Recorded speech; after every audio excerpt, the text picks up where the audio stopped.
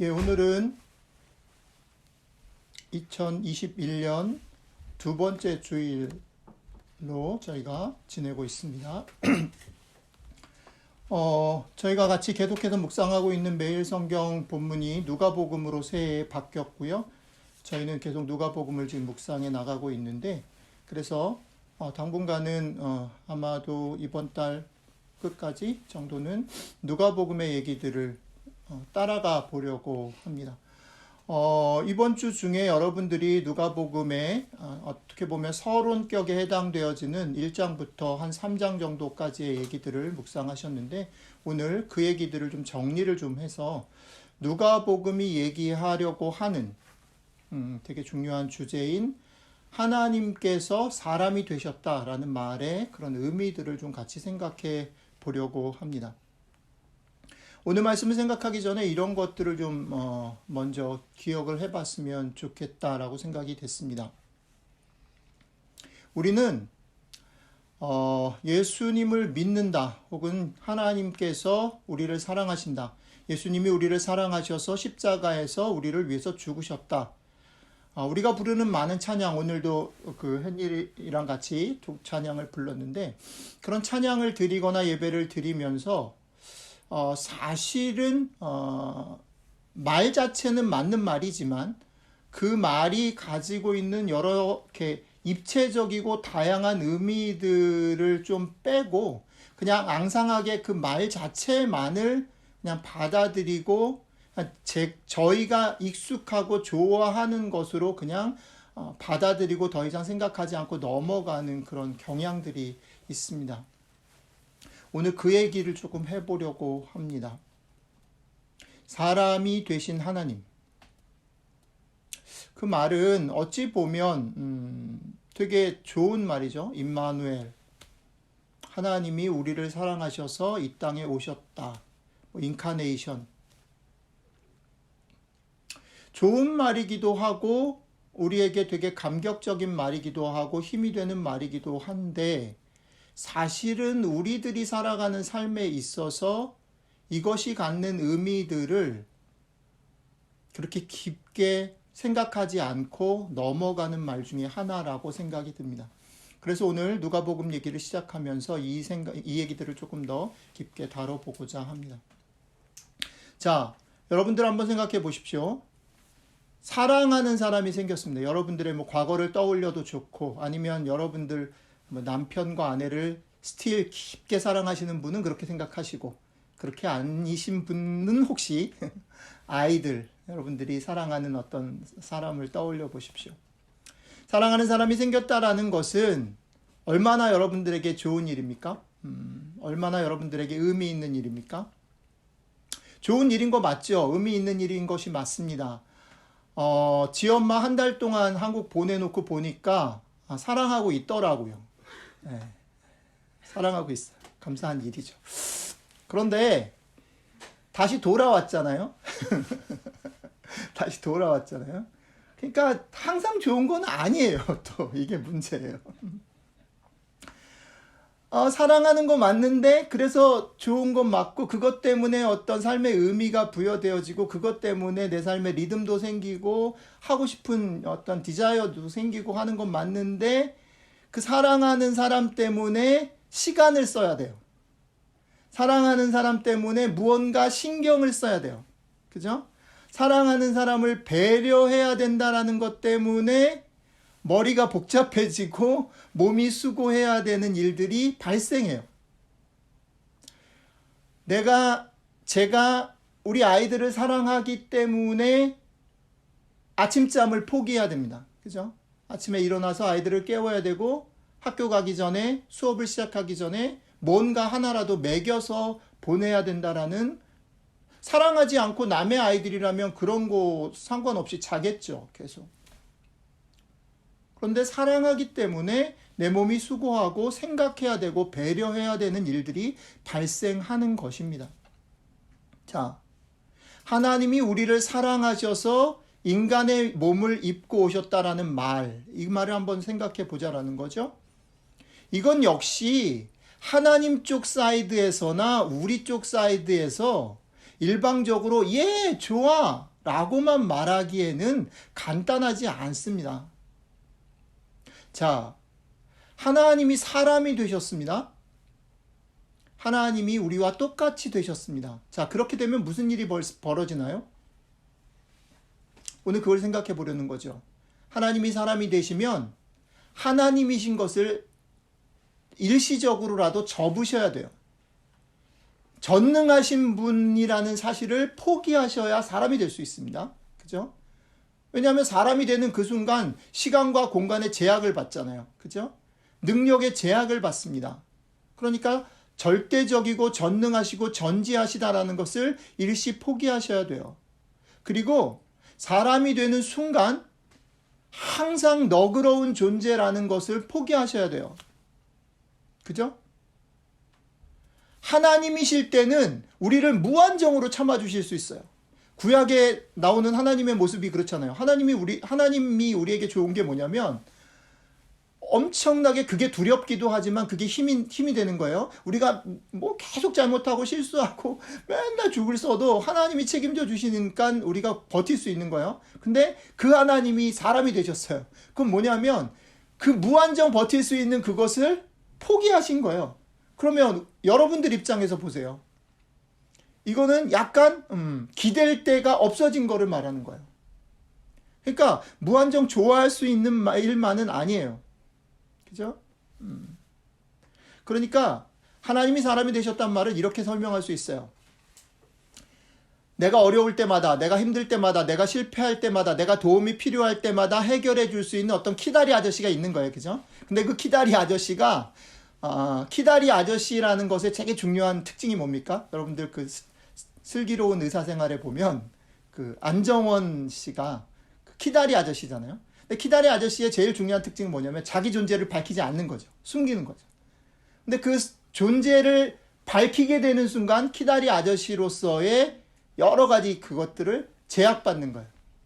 능력도 제약받고 신비감도 제약받고 여러 가지 것들을 제약받는 거죠.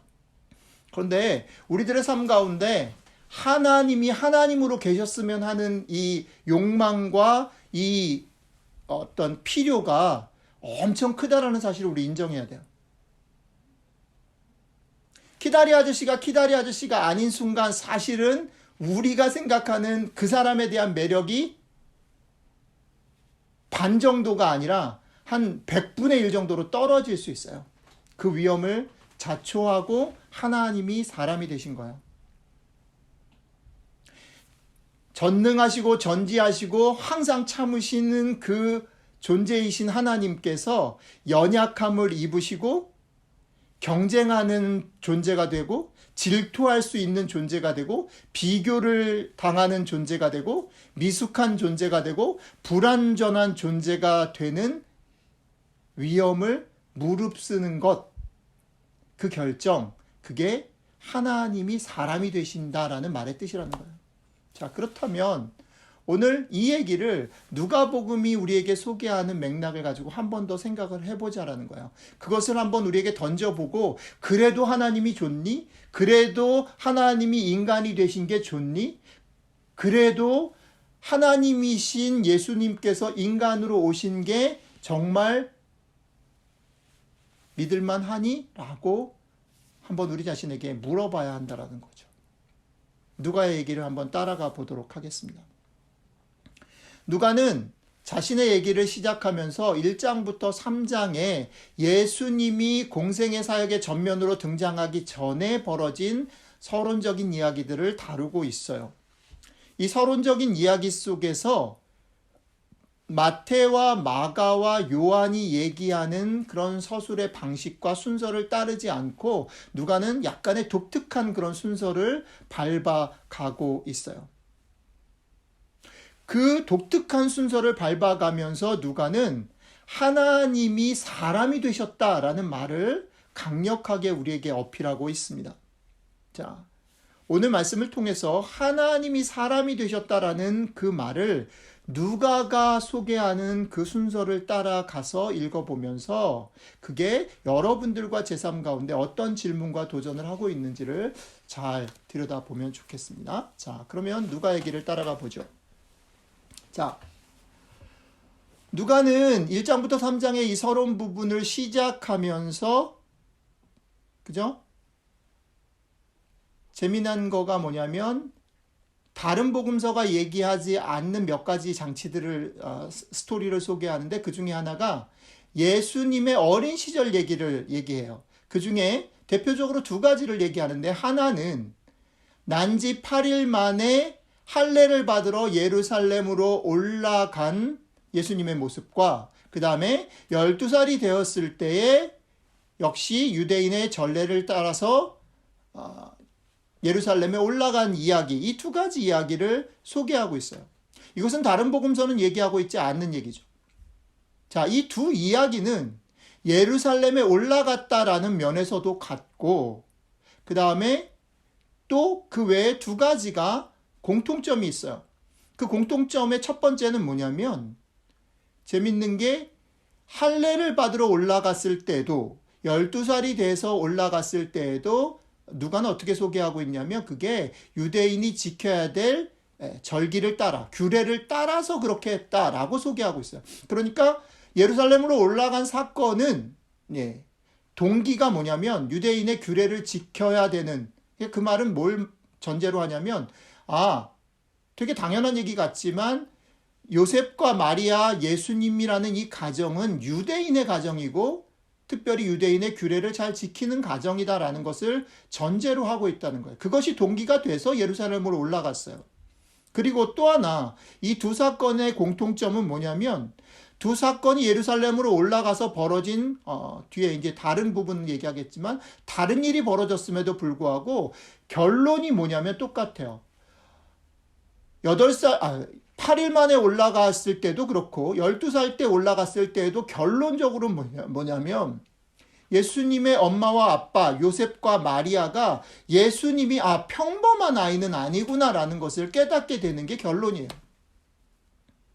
자, 정리를 하면 누가는 예수님의 가정이 예루살렘으로 2번 올라간 사건을 소개하고 있는데, 이 사건은 유대인의 평범한 규례를 쫓는 가정에서 벌어진 사건이다라고 소개하고 있고, 또 이 사건을 통해서 요셉과 마리아가 나에게 준 이 아들이 평범한 아이는 아니구나라는 것을 깨닫게 되는 사건으로 소개하고 있다는 거예요. 자, 그렇다면 이게 공통점이에요. 자, 그렇다면 다른 점이 있어요. 다른 점은 뭘까요? 난지 8일 만에 할례를 받으러 올라간 사건 속에서는 예수님이 난지 8일 만에 됐어요. 그러니까 말을 못하는 거죠. 그죠? 애기예요. 갓난 애기예요. 말을 못해요. 그러니까 주체적이지 못한 거죠, 아직. 그러니까 그 애기는 어떤 주체적인 행동을 할 수 있는 상태가 아니에요. 그렇기 때문에 어떤 일이 벌어져요? 예수님과 마리아와 요셉을 제외한 다른 외부적인 조건들이 이 아이가 누구인지를 컨펌해 주는 사건이 벌어져요. 그죠? 그래서 등장하는 인물이 누구예요? 안나와 시므온이죠. 안나하고 시므온을 만날 것을 기대하고 올라갔던 게 아니에요. 그리고 안나하고 시므온은 놀랍게도 복음서 가운데 여기에 딱 등장하고 사라지는 인물이에요. 갑자기 딱 등장하고 씬스틸러로 한 번 등장하고 사라지는 인물이에요. 그렇죠? 어찌 보면 까메오고 어찌 보면 그쵸. 대단히 조역에 불과해요. 그런데 대단히 중요한 조역이고 중요한 까메오죠. 안나와 시므온이 하는 일은 뭡니까? 둘 다 예수님이 메시아이다, 예수님은 특별한 아이다 라는 것을 갑자기 나타나서 증명하고 컨펌하고 마리아와 요셉에게 그것을 다시 상기시켜주는 일을 감당하고 사라져요. 8일 만에 예루살렘에 올라간 사건은 그런 면에서 대단히 수동적인 그런 사건이에요. 그런데 12살 때 올라간 사건은 그것과는 사뭇 다르죠. 이미 12살이 되었기 때문에 예수님은 이제 더 이상 수동적이지 않아요. 대단히 능동적이죠. 그래서 12살 사건은 어떤 걸 보여줘요? 예수님께서 자발적이고 적극적으로 사실은 정확하게 그 당시 상황으로 들어가서 읽으면 엄마 아빠를 놀래키는, 그죠? 사춘기에 반항적 행동을 하는 거예요. 일탈의 행동을 하는 사건이에요. 그죠? 주체적으로. 대단히 중요합니다. 예수님이 주체적으로 엄마 아빠를 당황스럽게 만든 사건이 12살 때 올라간 예루살렘 사건입니다. 엄마 아빠를 따라서 당연히 집으로 내려왔어야 되는 것이고 그렇게 기대되던 예수님께서 같이 내려오지 않은 거죠. 여러분들도 큐티를 하시면서 느끼셨던 분들이 좀 있었던 것 같은데 저도 그 생각이 들어요. 작년 대림절 때도 우리가 이 묵상을 했는데 제가 그 사진을 찍으면서 그 생각을 했어요. 예수님 입장에서만 보지 말고 마리아와 요셉 입장에서 한번 생각해 보자 이거예요. 3일의 그 시간이 얼마나 참 그랬겠어요. 게다가 예수님의 좌우 설명에 있어서는 예수님이 한 번도 그 반항의 모습을 설명한 적이 없잖아요. 예수님은 착했어야만 하는 게 정상적이란 말이죠. 그런데 이렇게 착했던 애가 사고를 친 거죠. 처음으로. 그러니까 그 사건이 그런 거예요. 그런데 어쨌든 간에 그 주체적인 첫 번째 선택으로 말미암아 벌어진 결과는 8일 만에 할례를 받으러 예루살렘에 올라갔었던 것과 똑같은 결과를 빚었어요. 마리아와 요셉으로 하여금 나에게 준 이 가정에 온 예수라는 이 아이의 정체성이 우리가 생각했던 것만큼 그런 존재 이상의 문제다라고 알게 됐다라는 거죠. 자, 이게 이제 두 사건이에요. 누가가 소개하는 두 사건이죠. 그런데 재미있는 것 또 한 가지는 누가가 이 사건을 소개하고 난 다음에 이 사건의 끝부분에 그 앞부분은 이제 사건을 소개하는 건데 사건의 끝부분에 나레이션을 깔아요. 영화로 생각해 보면 사건이 쭉 진행되고 난 다음에 갑자기 해설자가 등장해서 이렇게 나레이션이 쭉 나오는 거죠. 그 나레이션이 근데 두 개가 거의 유사해요. 첫 번째 8일 만에 할례를 받으러 나간 사건 이후의 나레이션은 이래요. 아기가 자라며 강하여지고 지혜가 충만하여 하나님의 은혜가 그의 위에 있더라. 이렇게 끝나요. 그 다음에 12살 사건 이후의 나레이션은 이렇습니다. 예수는 지혜와 키가 자라가며 하나님과 사람에게 더욱 사랑스러워 가시더라. 이렇게 되어 있어요. 나레이션으로 끝난다라는 거죠. 누가는 이 두 사건을 연달아 소개하면서 재밌는 게 같은 구조 속에다 집어넣었어요. 이 두 사건은 같으면서도 다르고 같은 점과 다른 점들을 잘 묵상해 보면 누가가 얘기하려고 하는 대단히 중요한 핵심 메시지가 들어가 있어요. 정리를 좀 해볼게요. 요셉과 마리아는 유대인의 율례를 따르는 평범한 유대인이었어요. 자, 그 중에서도 할례를 받으러 올라간 사건 속에 여러분들이 잘 읽어보면 어떤 얘기가 나오냐면 요셉과 마리아가 예수님을 위해서 제물을 바쳤던 그 제물의 내용이 나오는데 그 제물의 내용이 소나 게 아니라 뭐죠? 비둘기예요. 비둘기라는 건 뭘 반영하냐면 요셉이 그렇게 벌이가 신통치 못했다, 가난했다라는 걸. 그러니까 이게 뭘 보여주는 거냐면 유대인의 가정일 뿐 아니라 유대인의 가정 중에서도 대단히 어려운 삶을 살았던 가정이었다라는 것을 우리에게 보여준다라는 거예요. 그죠? 그리고 한번 상상해 보세요. 이 사건이 어디서부터 얘기됩니까?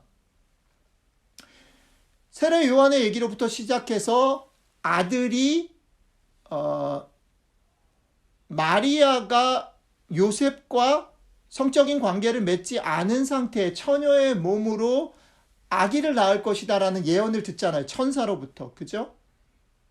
그리고 그것을 누가? 엘리사벳이 위로하죠. 격려하죠.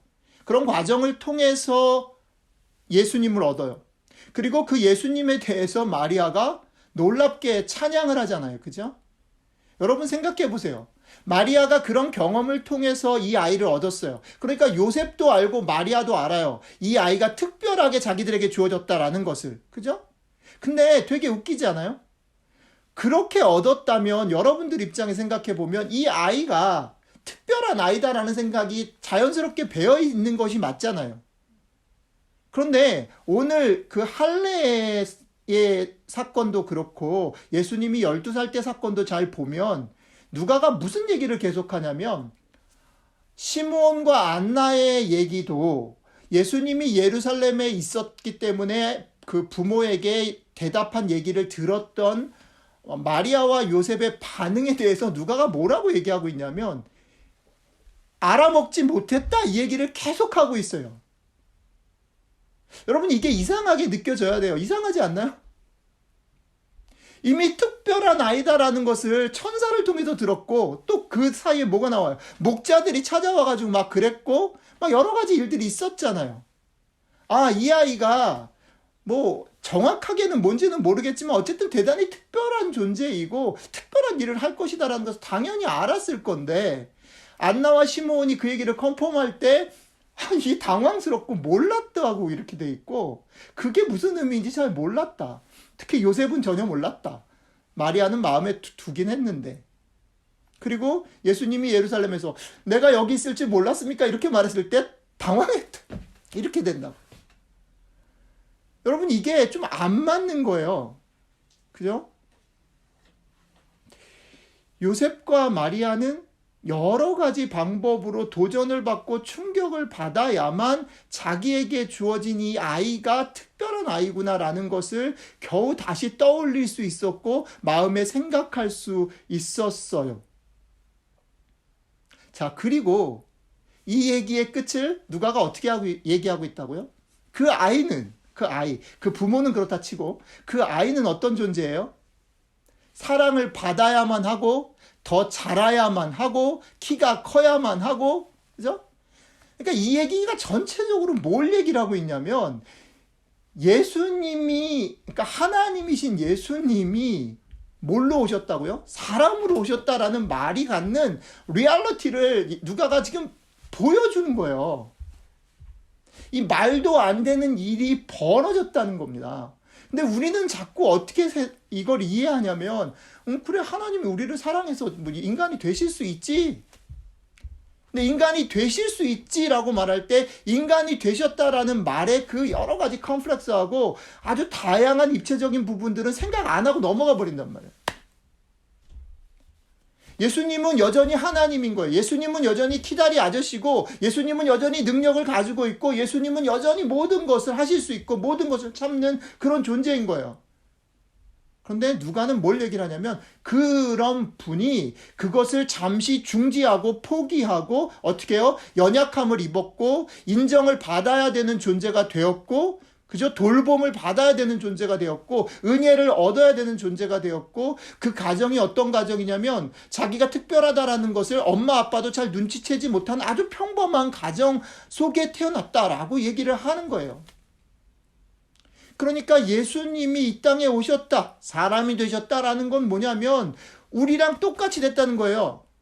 그 똑같이 되었다라는 것을 누가가 니네 잊으면 안 된다. 잊으면 안 된다. 기억해라. 이 얘기를 하고 싶은 거예요. 이게 하나입니다. 이게 하나예요. 자, 그 다음에 또 누가가 1장부터 3장의 서론 부분에서 다른 복음서와 달리 대단히 특별하게 얘기하는 또 하나의 얘기가 있어요. 그게 뭐냐면 마태는 어떻게 시작하죠? 예수님의 족보로 시작하죠. 그죠? 그래 놓고 예수님에 대한 얘기로 시작해요. 마가도 마찬가지 예수님에 대한 얘기로 시작해요. 물론 어린 시절 태어난 얘기 없지만 예수님의 얘기로 시작합니다. 요한도 마찬가지죠. 요한은 창세기로부터 시작해서 예수님의 얘기로 시작해요. 그런데 누가는 대단히 이상해요. 예수님 얘기로 시작 안 하고 누구 얘기로 시작합니까? 세례 요한 얘기로 시작해요. 뜬금없지 않아요? 세례 요한 얘기도 세례 요한 얘기를 하기 위해서 대단히 긴 시간을 들여서 누구 얘기를 해요? 세례 요한 엄마 아빠 얘기를 해요. 이건 어느 복음서에도 없어요. 사가랴와 엘리사벳 얘기를 하죠. 그리고 재밌는 건 뭐냐면 그 얘기 사이사이에 누구 얘기를 껴넣어요? 마리아를 껴넣고 예수님 얘기를 껴넣고 세례 요한과 예수님 얘기를 왔다 갔다 교차 편집합니다. 그러니까 1장부터 3장 얘기는 세례 요한과 예수님 얘기예요. 그리고 세례 요한과 예수님 얘기는 참 절묘하게 배치되어 있어요. 여러분들 잘 들여다보세요. 어디에서 세례 요한 얘기가 예수님 얘기로 바뀌고 어떻게 또 그 얘기가 다시 세례 요한 얘기로 가서 어떻게 되는가. 1장 얘기는 전체적으로 세례 요한 얘기고 2장 얘기는 예수님 얘기인데 3장으로 가면 세례 요한과 예수님 얘기가 섞여 있습니다. 여러분들 다시 천천히 한번 읽어보시면 재밌어요. 가족과 출생에 대한 제법 긴 분량의 소개에 이어서 등장하는 세례 요한은 어떤 존재냐면 다른 복음서에 소개되어진 세례 요한보다 어떤 부분이 더 강조되고 있냐면 좀 더 확실하고 멋있는 리더, 그리고 대단히 아주 무섭고 날카로운 예언자의 모습, 그리고 리더십을 가진 모습으로 소개되어져요. 그리고 흥미로운 게 두 가지가 있는데, 흥미로운 것 한 가지는 뭐냐면 세례 요한과 예수님의 얘기가 다른 복음서에서는 어떻게 되어 있냐면 예수님이 공생애를 준비하는 과정 속에 준비되어지는 과정 두 가지를 얘기하죠. 시험을 받으심과 세례를 받으심인데, 세례를 받으심의 장면들을 다른 복음서가 소개할 때는 이렇게 소개되어 있어요. 예수님께서 세례 요한을 찾아가서 세례를 줘라. 그러니까 세례 요한이 못한다. 이 씨름하는 장면이 설명되고 난 다음에 세례를 주는 장면이 나와요. 근데 누가에는 재밌게 세례 요한 얘기를 그렇게 많이 다루는, 많이 소개하고 있는 누가는 정작 중요한 세례 받는 장면 속에서 세례 요한과 예수님이 나눈 얘기가 빠져 있어요. 참 재밌어요. 아니, 세례 요한 얘기를 그렇게 많이 하다가 정작 중요한 포인트인 세례를 주는 장면 속에서는 예수님과 세례 요한이 세례 전에 나눈 이야기가 없어요. 쑥 빠지고 그냥 예수님이 그것도 세례 요한한테 세례 받았다 이런 말도 없어요. 여러분 다시 읽어보세요. 없어요, 그게. 그러니까 즉 다시 말하면 예수님이 세례를 받은 것은 중요한데 그것이 세례 요한으로부터 와진 것은 별로 중요하지 않은 거예요, 누가한테는. 재밌죠? 그리고 또 하나 재밌는 게 있어요. 다른 복음서에서는 세례 요한 얘기가, 사실은 세례 요한의 얘기가 복음서 앞부분과 중간 부분으로 나뉘어서 두 토막으로 나뉘어서 나와요. 앞부분에는 세례 요한이 예수님을 세례 주기 전까지 얘기가 나오고, 복음서 중간 부분으로 넘어가면 어떤 얘기가 나오냐면 세례 요한이 헤롯하고 충돌이 일어나서 헤롯한테 잡혀가지고 목이 잘리는 장면이 뒷부분에 나와요. 뒷부분 어디쯤에 나오냐면 예수님이 이제 예루살렘으로 올라가기 전 그 어간 어디쯤에서 나와요. 근데 유독 누가복음에서만은 그 얘기가 합쳐져서 앞에 나와요. 1장부터 3장을 읽어가다 보면 세례 요한이 죽는 얘기가, 감옥에 갇히는 얘기가 어디에 나오냐면 세례 요한 앞부분 얘기에 다 합쳐져 버려요. 재밌죠? 그러니까 누가는 자기의 서론 얘기에서 세례 요한과 예수님의 얘기를 어떻게 배치하고 싶었다라고 보여지냐면, 세례 요한은 예수님의 등장의 배경이고 되게 중요한 인물이다. 그리고 세례 요한의 시대가 마무리되고 난 후에 새로운 세대가 예수님으로부터 온다라는 설명을 하고 싶었다라고 보여져요. 그죠? 세례 요한이 저물자 예수님이 등장하거든요. 다른 복음서랑 다르게.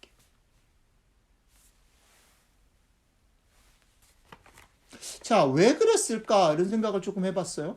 그리고 신학자들 어떻게 생각하나 여러 가지 생각을 했어요. 근데 그런 거 다 떠나서 이런 생각을 해봤어요. 우리가 놓치면 안 되는 포인트가 뭐냐면, 누가가 이 얘기를 기록할 때, 혹은 누가가 이 사건을 소개하면서 우리가 놓치면 안 되는 포인트가 뭐냐면, 예수님이 이 땅에 오셨어요.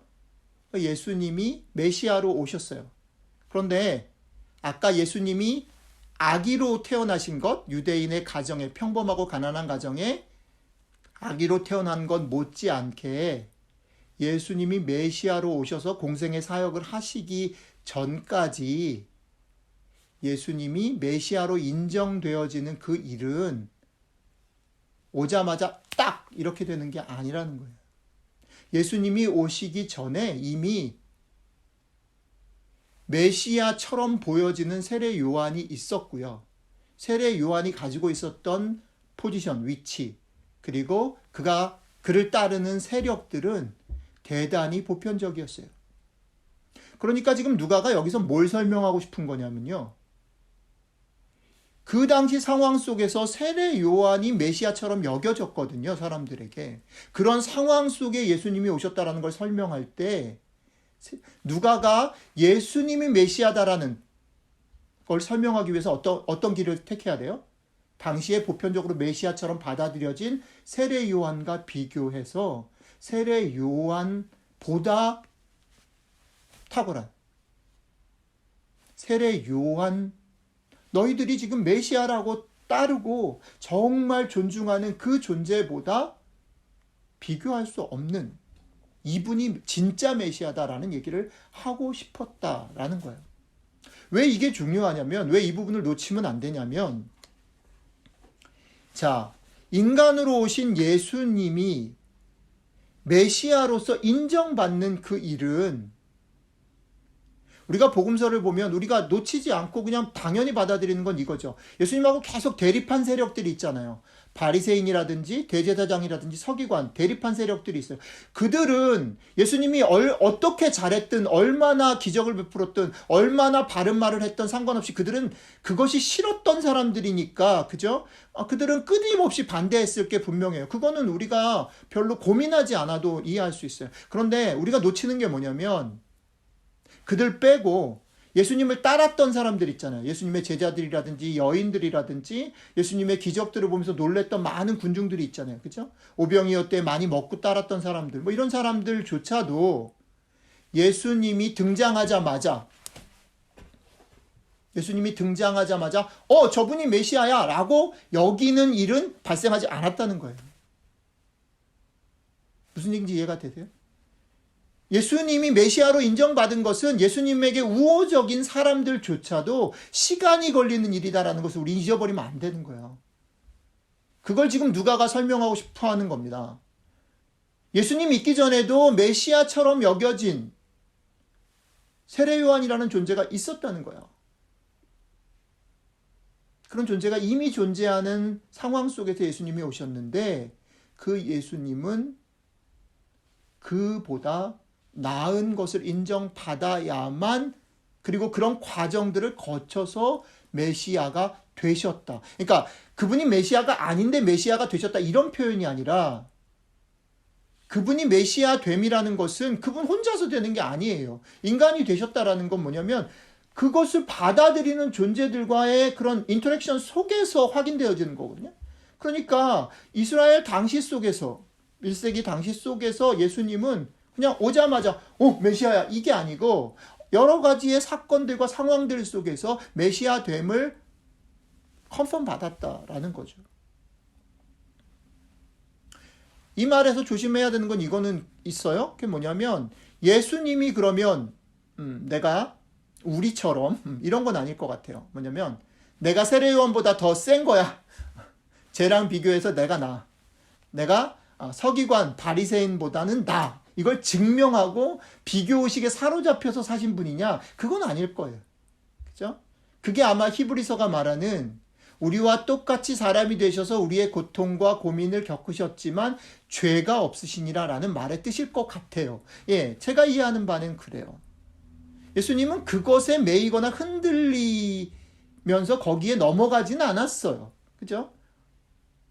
우리는 흔들리고 넘어가죠. 그러나 예수님이 그런 흔들림이나 유혹조차 없었다라고 말하는 것은 제가 볼 때는 실수 같아요. 미스 같아요. 그렇게 해석해서는 안 된다 싶어요.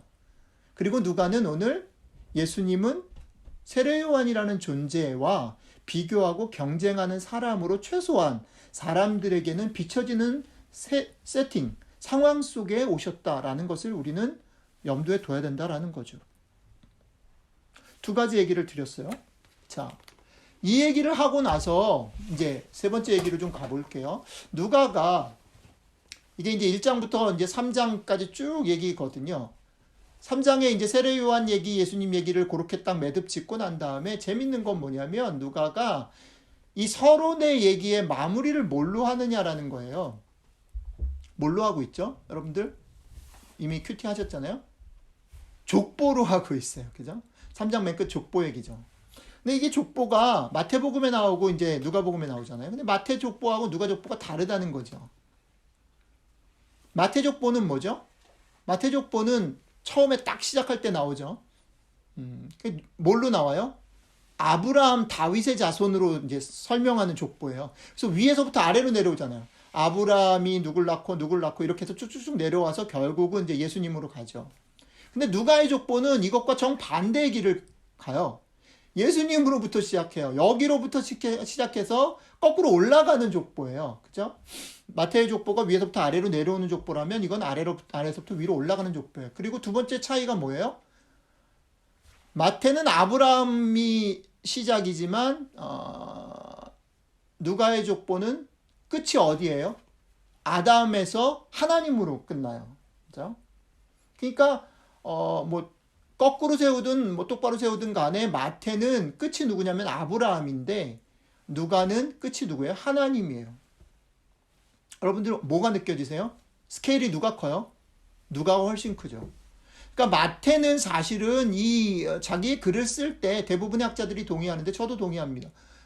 대상이 누구냐면 유대인들을 설득하는 책이에요. 그러니까 아브라함이 끝일 수밖에 없어요. 그리고 이 책은 사실은 여러 가지 면에서 묵상을 하다 보면 유대인들을 설득하기 때문에 이 얘기의 전체 속에서 예수님의 자리는 사실은 유대인들에게서 대단히 제약돼요. 한계를 가져요. 근데 누가는 스케일이 커요.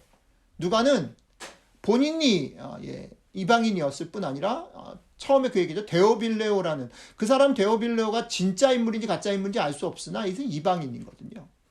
그러니까 스케일 전체가 사실은 글로벌해지고 전체 세상을 커버하는, 그래서 아담까지 올라가잖아요. 그리고 아담에서 어디까지 올라가요? 하나님까지 올라가 버려요.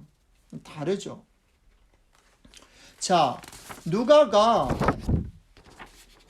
족보 얘기로 이 자기의 인트로를 서론을 마무리하고 있다는 거예요. 왜 족보 얘기로 마무리할까? 그리고 이 족보가 왜 하나님께로 올라가고 또 예수님으로부터 거꾸로 거슬러 올라갈까?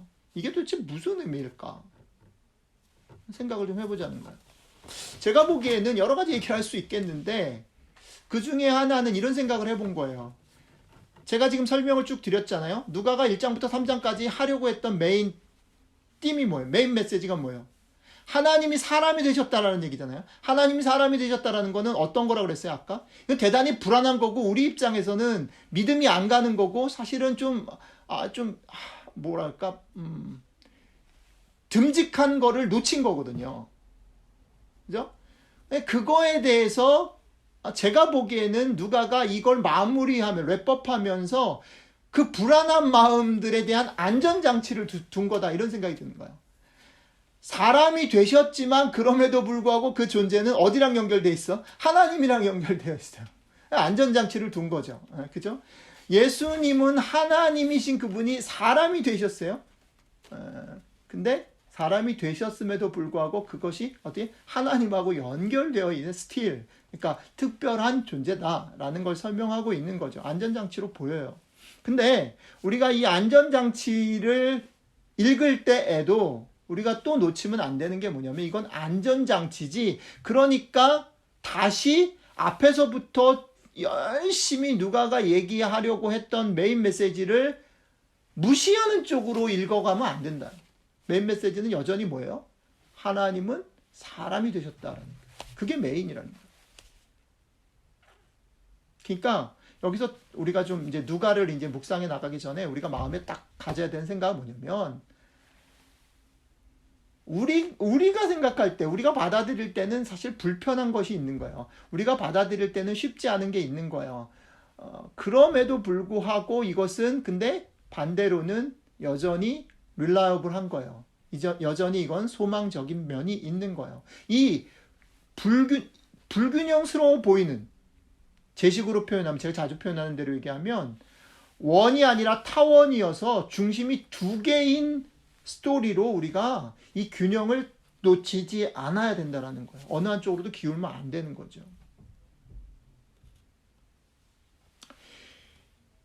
그리고 또 하나 여기서 하나님께 다 있다라는 얘기는 아까 얘기했던 것처럼 이게 아브라함, 유대인의 족보 얘기일 뿐 아니라 어떻게 해요? 온 세상의 구원을 얘기하는 책이고, 또 그 온 세상의 구원주로 오신 예수 그리스도는 하나님의 아들이다. 근데 이 하나님의 아들이 예수님이고 그 예수님이 오신 거가 하나님과 연결된 하나님의 아들이라는 것은 예수님 자신만 하나님의 아들인 것을 보여주는 것이 아니라 결국은 하나님의 아들이신 그분이 여기 인간으로 오신 것의 목적을 보여주는데, 그게 뭐냐면 그분 때문에 어떻게 해요? 온 인류, 아니 조금 더 정확하게 얘기하면 지금 이 말씀을 듣고 있는 여러분들과 제가 뭐예요? 하나님의 아들인 것을 회복하는 일, 그 목적으로 오셨다는 얘기를 하는 거예요. 이걸 기억해야 됩니다. 자, 이제 좀 정리를 좀 하고 마무리를 짓게요. 오늘 얘기가 좀 정신이 없지만 잘 헤아려 들으실 거라고 믿고 그 다음으로 가보겠습니다. 하나님이 인간을 사랑하셔서 사람이 되셨습니다. 많은 그리스도인들은 이 말을 듣고 우리가 이 말을 읽고 묵상하고 생각할 때 많은 경우에 이렇게 하는 거예요. 하나님이 나를 사랑하셔서 인간이 되셨고, 심지어는 조금 더 나아가 어떻게 해요? 십자가에 나를 위해서 피 흘리고 죽으셨어. 내가 그 예수님의 사랑 때문에 구원받았어. 이렇게 말할 때 사실은 그 다음 표현은 안 하지만 우리의 마음속에 어떤 얘기가 있냐면, 로또를 백마탄 왕자를 나는 잡은 거야, 이렇게 되는 거야. 우리는 그거를 좀 기복적이고 막 이런 거라서 말로는 사실은 조금 안 해요. 근데 속으로는 뭐냐면 그래, 나는 이제 뭔가 고속도로를 열쇠를 가진 거야. 그죠? 근데 오늘 얘기는요, 그렇게 만세를 부르면 안 된다라고 얼러트를 주는 거예요. 누가가 얘기하려고 하는 것은 그가 사람으로 오셨다라는 말의 뜻을 한번 생각해보고 니네가 이걸 덥석 물어야 된다, 이 얘기를 하는 거야. 그가 사람으로 오셨기 때문에 그는 사실 우리가 하나님이 우리한테 오실 때, 우리한테 오신 하나님을 우리가 기대할 때 가지고 있는 많은 좋은 게 있잖아요.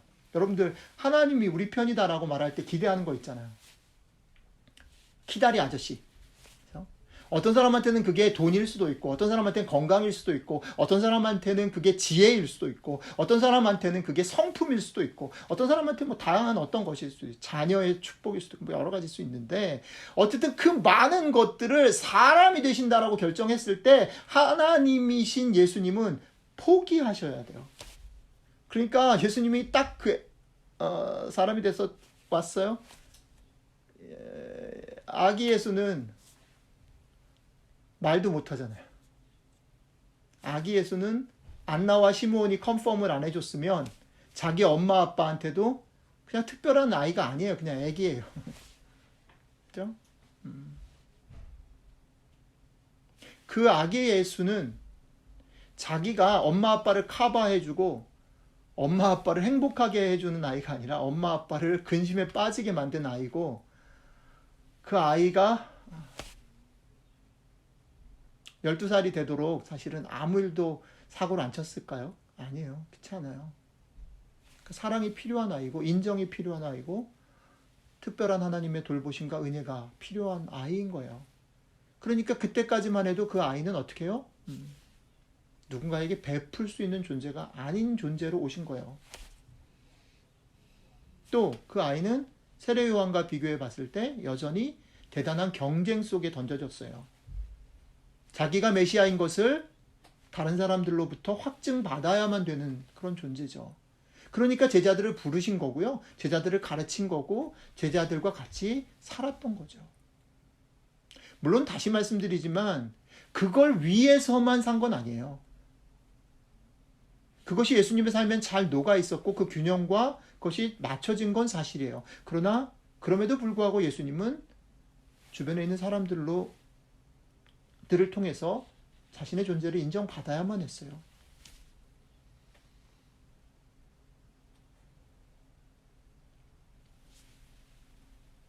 하나님이신 예수님이 이 땅에 오셨다라는 말은 이런 거죠. 하나님이 가질 수 있는 많은 특권들을 포기해야만 했고, 그것을 포기함으로 인간이 되었을 때 자기에게 벌어질 여러 가지 연약함이나 위험의 요소들이나 불안한 것들을 짊어지셔야만 했어요. 자, 그렇다면 이제 여러분들에게 던지는 질문이 이거예요. 여러 가지 메릿을 포기하고 그 사람이 왔어요. 그렇죠? 드라마 속에 많이 등장하는 그 백마탄 왕자, 그죠? 한 땀 한 땀 그 이태리 장인의 옷을 입은 현빈이 아닌, 아무것도 없는, 재벌도 아닌, 그냥 좋아요. 오케이. 얼굴만 잘생긴, 뭐 이런. 메릿이 있냐고요.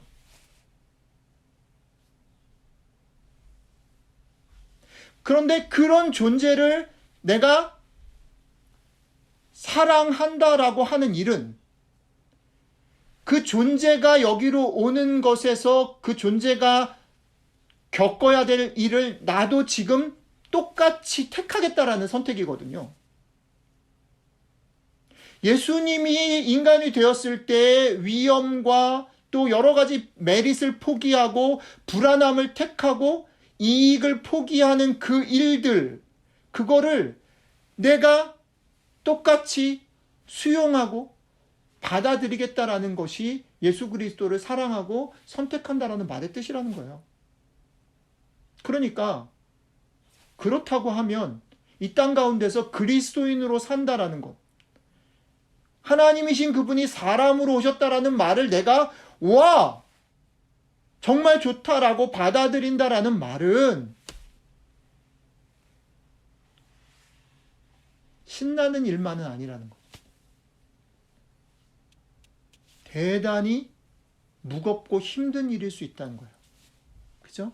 그리고 또 하나 제가 포인트 아웃 하고 싶은 건 뭐냐면 대단히 시간이 걸리는 일. 오늘 누가는 우리에게 어떤 질문을 하고 싶은 거냐면 이런 거예요. 자, 그럼에도 불구하고 그 존재가 하늘에 닿아 있기 때문에 그 하늘에 닿아 있다라는 그걸 믿고 그거를 소망으로 잡고 지금 현재의 불안과 염려와 베네핏을 포기하면서 걸어갈 수 있겠니? 라고 누가가 물어본다는 거예요. 이게 누가가 그의 서론 속에서 우리에게 던지는 질문입니다. 여러분, 이 질문 앞에 서야 돼요. 이 질문 앞에 서야 돼요. 어떻게 하시겠냐는 거죠.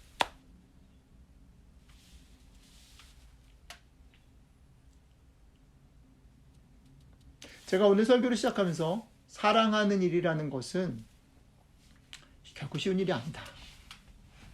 사랑하기 때문에 그죠? 육체적으로 수고해야 되고 머리로는 대단히 많은 배려와 생각을 해야 되고 그죠? 또 요즘에 느끼는 것 중에 하나 뭐냐면 사랑하기 때문에 싸워야 돼요. 그잖아요. 여러분들 아이들이랑 요즘에 엄청 싸우시잖아요. 그죠? 그리고 그게 참 어려운 게 뭐냐면 정답이 참 없어요. 어떨 때는 너그러운 게 답이에요. 근데 어떨 때는 못되게 해야 되는 게 답이고 어떨 때는 용서해야 되는 게 답인데 어떨 때는 싸워야 되는 게 답이에요. 어려운 거 이게.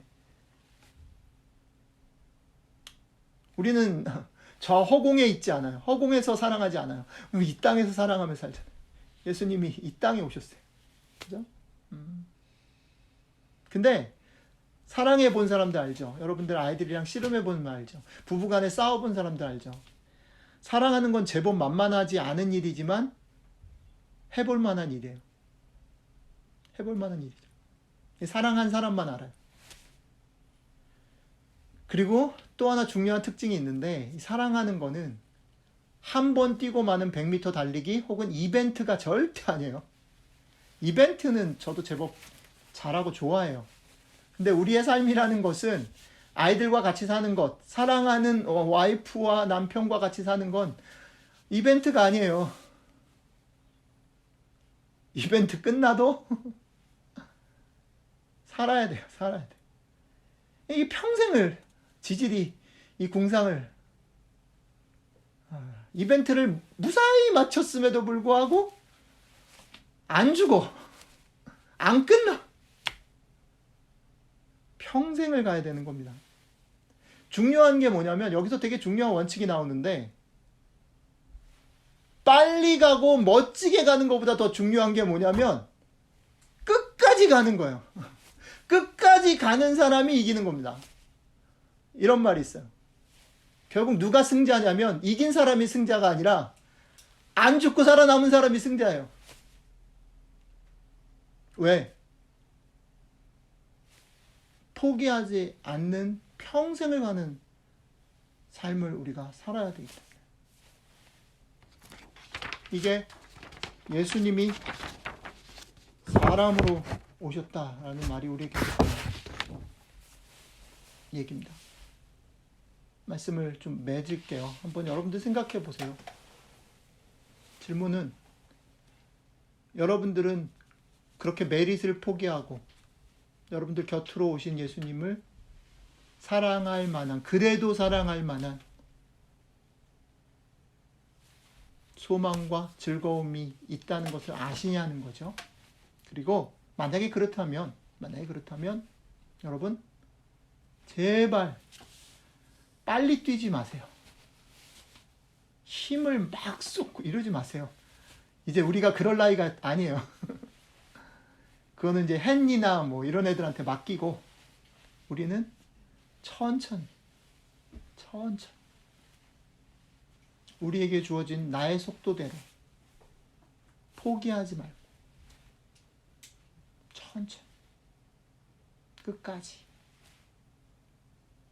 그 소망과 기쁨을 어떻게든 부여잡고 가는 여러분들만의 어떤 길들을 찾으셨으면 좋겠어요.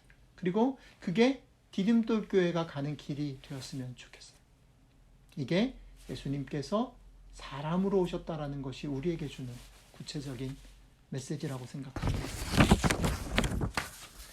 여러분들과 제가 이번 한 주 혹은 올 한 해를 살아가면서 이것을 우리의 삶에 적용하고 또 이런 맛을 더 풍성히 누리는 한 주, 한 해가 되시길 주님의 이름으로 축복합니다. 기도하겠습니다.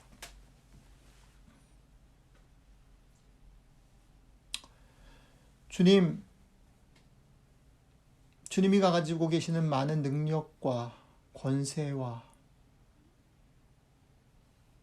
많은 유익들을 버리고 위험과 연약함과 두려움들을 택하시고 오신 것을 다시 한번 생각합니다.